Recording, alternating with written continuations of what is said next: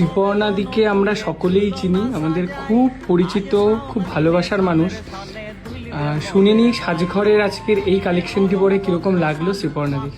ভীষণ ভালো লেগেছে সত্যি। আমার একটা অন্যরকম ফিলিং আসছে এটা পড়ার পর। একটা ফিলিং এর কথা আমি বলতেই পারি, আমার একটা দেবদাস ছবিতে যেরকম পার্বতীকে লাগছিল দেখতে, আমার না আজকে সামহাও কেন জানি না আমার এরকম লাগছে। Thank you very much Subhrajit, সাজঘর। আর তোমরা যারা আমাকে দেখছো তারা এরকম কালেকশন যদি পড়তে চাও প্লিজ তাহলে কন্ট্যাক্ট করো ওর পেজে, মানে শুভ্রজিতের পেজে সাজঘরে।